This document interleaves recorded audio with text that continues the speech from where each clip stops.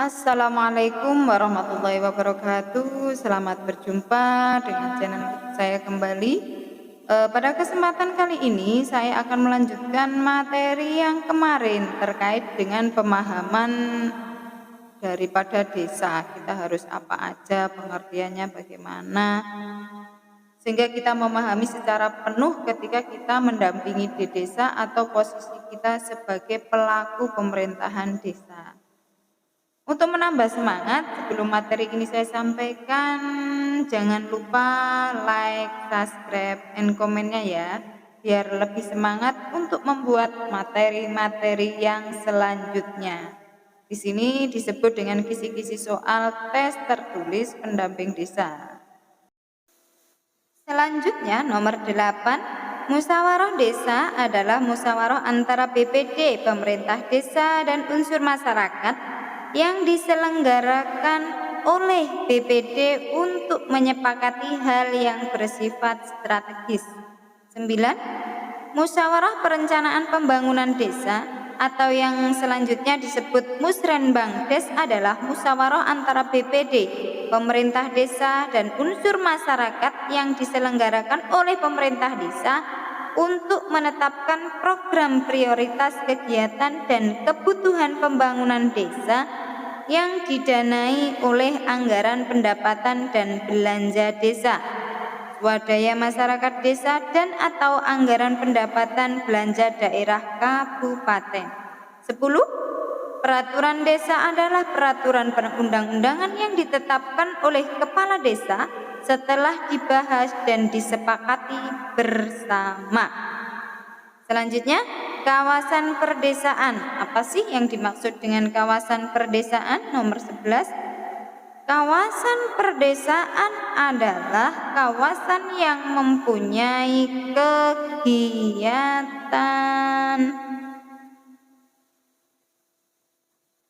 utama pertanian, termasuk pengelolaan sumber daya alam dengan susunan fungsi kawasan sebagai tempat pemukiman, perdesaan, pelayanan jasa, pemerintahan, pelayanan sosial, dan kegiatan ekonomi. 12. Pembangunan kawasan perdesaan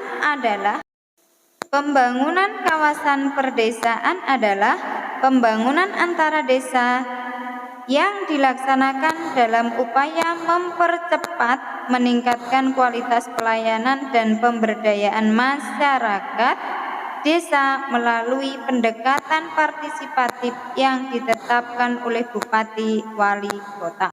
Perencanaan pembangunan desa adalah proses tahapan kegiatan yang diselenggarakan oleh pemerintah desa dengan melibatkan BPD dan unsur masyarakat secara partisipatif guna mencapai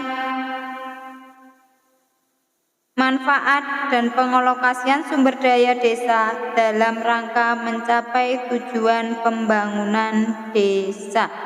14. Pembangunan partisipatif adalah suatu sistem pengelolaan pembangunan di desa dan kawasan perdesaan yang dikoordinasikan oleh kepala desa dengan mengedepankan kebersamaan, kekeluargaan, dan kegotong royongan guna mewujudkan pengarus utamaan perdamaian dan keadilan sosial. Selanjutnya, 15. Pengkajian keadaan desa adalah proses penggalian dan pengumpulan data baik spasial maupun sosial dengan mengenai keadaan objektif masyarakat, masalah, potensi, dan berbagai informasi terkait yang menggambarkan secara jelas dan lengkap kondisi serta dinamika masyarakat desa. SDGs adalah upaya terpadu pembangunan desa untuk percepatan pencapaian tujuan pembangunan yang berkelanjutan. 17. Rencana pembangunan jangka menengah desa yang selanjutnya disingkat dengan RPJMDes adalah dokumen perencanaan kegiatan pembangunan desa periode 6 tahun. 18. Rencana kerja pemerintah desa yang selanjutnya disingkat dengan RKP Desa adalah dokumen penjabaran dari RPJMdes untuk periode 1 tahun. Daftar usulan RKP Desa adalah penjabaran RPJM Desa yang menjadi bagian daripada RKP Desa untuk jangka waktu 1 tahun yang akan diusulkan pemerintah desa. 20. Kepada pemerintah daerah kabupaten melalui mekanisme perencanaan pembangunan daerah. Itu prosesnya. Selanjutnya 21. Aset desa adalah barang milik desa yang berasal dari kekayaan asli desa dibeli atau diperoleh atas beban anggaran pendapatan dan belanja desa atau perolehan hak lain yang sah.